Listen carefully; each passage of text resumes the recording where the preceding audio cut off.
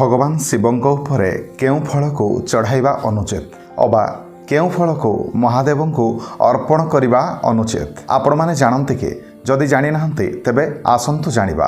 ଆଗକୁ ଆସୁଛି ଦେବଦେବ ମହାଦେବଙ୍କର ମହାଶିବରାତ୍ରି। ତେବେ ଆମ ସମସ୍ତଙ୍କର ଏହା ଜାଣିବା ନିହାତି ଆବଶ୍ୟକ କି ଶିବଙ୍କୁ ଆମେ କେମିତି ସନ୍ତୁଷ୍ଟ କରିବା, ମହାଦେବଙ୍କୁ କିପରି ଆମେ ସନ୍ତୁଷ୍ଟ କରିବା ଏବଂ କିପରି ମହାଦେବଙ୍କର ଆଶିଷ କରୁଣା ଆମେ ଲାଭ କରିବା। ନମସ୍କାର, ମୁଁ ମନୋଜ ଦାସ, ସ୍ୱାଗତ ଆପଣମାନଙ୍କୁ ଆଜିକାର ଏହି ଭିଡ଼ିଓରେ।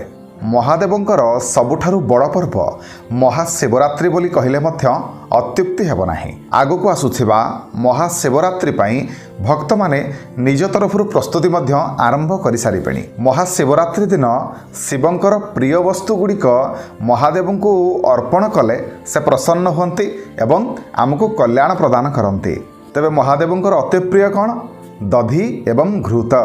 ଦହି ଆଉ ଘିଅ ଯଦି ମହାଦେବଙ୍କୁ ଅର୍ପଣ କରିବେ ଆପଣ, ତେବେ ଏହାଦ୍ୱାରା ଆପଣଙ୍କୁ ଧନ ପ୍ରାପ୍ତି ହୁଏ ଏବଂ ଐଶ୍ୱର୍ଯ୍ୟର ପ୍ରାପ୍ତି ହୋଇଥାଏ। ନିଃସନ୍ତାନମାନଙ୍କୁ ସନ୍ତାନ ମିଳିଥାଏ। କ୍ଷୀରି ମଧ୍ୟ ମହାଦେବଙ୍କର ଅତି ପ୍ରିୟ, ତେଣୁ ଚେଷ୍ଟା କରନ୍ତୁ କ୍ଷୀରିର ଭୋଗ ମଧ୍ୟ ମହାଦେବଙ୍କୁ ଅର୍ପଣ କରିବା ପାଇଁ। ତେବେ ଆସନ୍ତୁ ଜାଣିବା ମହାଦେବଙ୍କୁ କେଉଁ ଫଳ ଅର୍ପଣ କରିବା ଅନୁଚିତ। ନଡ଼ିଆ।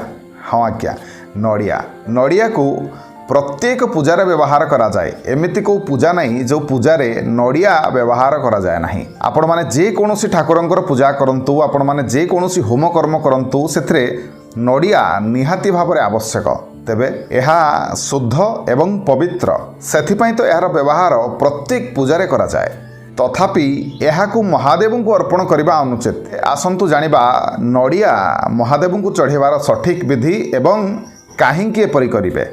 ଦେଖନ୍ତୁ, ନଡ଼ିଆ ହେଉଛି ଶ୍ରୀଫଳ। ଶ୍ରୀ ଅର୍ଥ ଲକ୍ଷ୍ମୀ, ଫଳ ଅର୍ଥ ଫଳ, ତେଣୁ ଲକ୍ଷ୍ମୀଙ୍କର ଫଳ। ସେଥିପାଇଁ କେତେକ ମାନ୍ୟତା ଅନୁସାରେ ନଡ଼ିଆର ଜଳକୁ ମହାଦେବଙ୍କୁ ଅର୍ପଣ କରିବା ଅନୁଚିତ। ନଡ଼ିଆକୁ ଆପଣମାନେ ନିଶ୍ଚିନ୍ତ ଭାବରେ ମହାଦେବଙ୍କୁ ଅର୍ପଣ କରିପାରିବେ, କିନ୍ତୁ ନଡ଼ିଆର ଜଳକୁ କେବେ ବି ଅର୍ପଣ କରିବା ଅନୁଚିତ। ଏବେ ଆସନ୍ତୁ ଜାଣିବା ମହାଦେବଙ୍କୁ କେଉଁ ରଙ୍ଗ ବିଲକୁଲ ବି ପସନ୍ଦ ନୁହେଁ।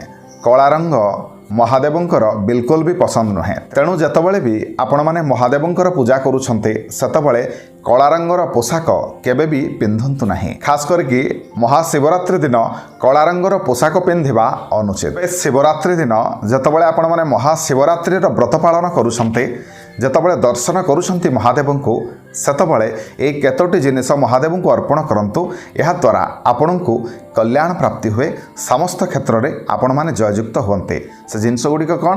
ସେ ଜିନିଷ ଗୁଡ଼ିକ ହେଲା ଦୁଦୁରା ଗଛର ଫଳ, ଗୋଟା ବେଲ, ଗୋଟା ନଡ଼ିଆ, ଗୋଟା ଡାଳିମ୍ବ, କଦଳୀ, ସେଓ, କମଳା, ଏସବୁ ଜିନିଷକୁ ଗୋଟା ଅର୍ପଣ କରନ୍ତୁ ମହାଦେବଙ୍କୁ। ଶିବରାତ୍ରି ଦିନ କେତକୀ ଫୁଲ ଯଦି ମହାଦେବଙ୍କୁ ଆପଣମାନେ ଅର୍ପଣ କରନ୍ତି, ତେବେ ଆପଣମାନଙ୍କର ଯେକୌଣସି ବାଧାବିଘ୍ନ ରହିଛି, ଆପଣମାନଙ୍କର ଯଦି କୌଣସି କାମ ଅଟକି ରହିଛି, କର୍ମକ୍ଷେତ୍ରରେ ଯଦି ଆପଣଙ୍କର ଶୁଭ ହେଉନାହିଁ, କର୍ମକ୍ଷେତ୍ରରେ ଯଦି ପଦୋନ୍ନତି ପ୍ରାପ୍ତି ହେଉନାହିଁ, ତେବେ କେତକୀ ଫୁଲକୁ ମହାଦେବଙ୍କୁ ଅର୍ପଣ କରନ୍ତୁ।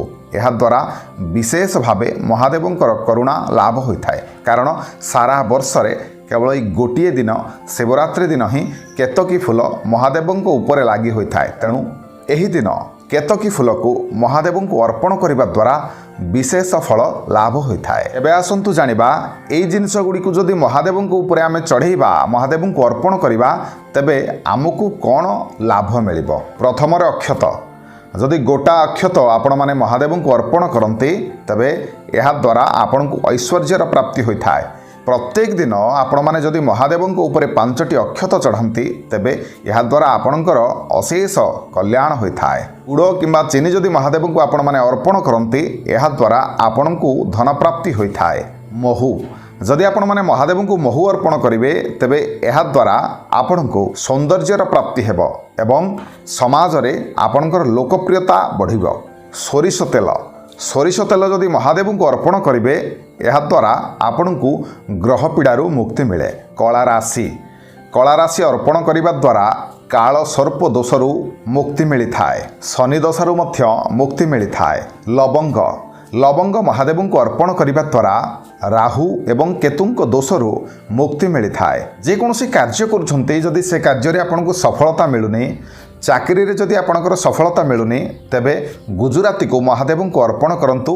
ଏହାଦ୍ୱାରା ଆପଣଙ୍କୁ ସଫଳତା ପ୍ରାପ୍ତି ହୋଇଥାଏ।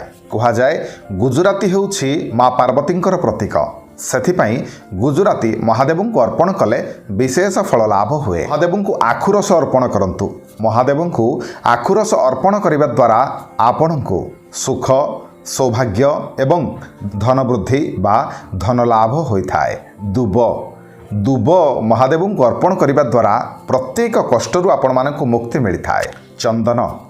ଚନ୍ଦନ ମହାଦେବଙ୍କୁ ଅର୍ପଣ କଲେ ଆପଣଙ୍କର ସମାଜରେ ମାନ ସମ୍ମାନ ବଢ଼ିଥାଏ।